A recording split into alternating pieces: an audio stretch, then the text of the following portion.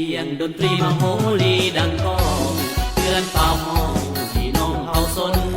อย่านอนหลับทับสิทธิ์ของตนอย่านอนหลับทับสิทธิ์ข้าพเจ้าพลจัตวาสุรินทร์พรคำพจันทร์หน้าที่รับผิดชอบห้องประธานสาพันธ์นรบเก่าแห่งศาสตร์ลาวและถึกรับการแต่งตั้งมาสมัครอยู่สมาชิกสภาแห่งศาสตร์อยู่เขต2แขวงพงศรีก็มีความรู้สึกภาคภูมิใจมื้อนี้ได้พร้อมหมู่สหาย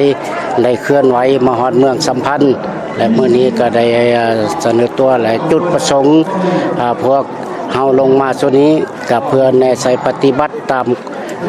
กฎหมายก็คือรัฐธรรมนูญโดยเฉพาะเป็นกฎหมายการเลือกตั้งและก็เพื่อปฏิบัติตามแผนของคณะกรรมการเลือกตั้งระดับชาติ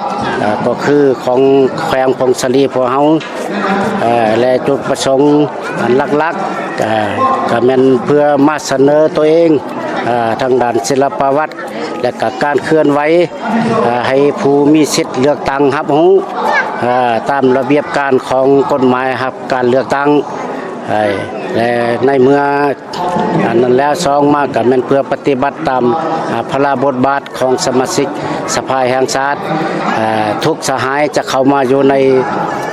เป็นสมาชิกสภาแห่งชาติต้องได้รับการเลือกตั้งจากผู้มีสิทธิ์เลือกตั้งอยู่ในเขตที่ได้แบ่งความรับผิดชอบให้ลงสมัครเลือกตั้งฉะนั้นการในโอกาสนี้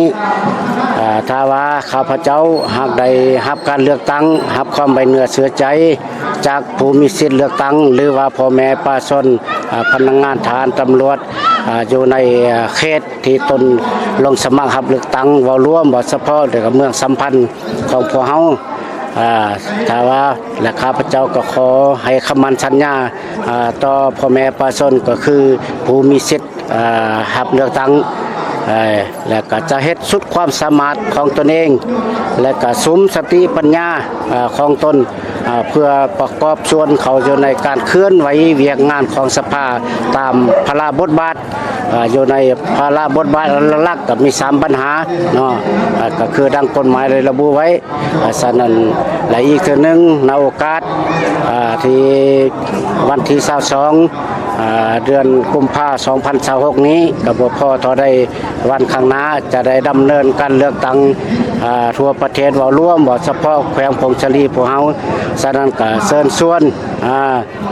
บรรดาสหายที่มีสิทธิ์รับการเลือกตั้งจงใส่สิทธิ์ของตนเองและเข้าร่วมเฮ็ดจังได๋ให้รับประกันตามคาดหมาย4/100และก็สุดท้ายนี้ก็ฝากฝังไว้นำผู้มีสิทธิ์รับการเลือกตั้งจะให้ความอบอุ่นและสนับสนุนข้าพเจ้าขอขอบใจ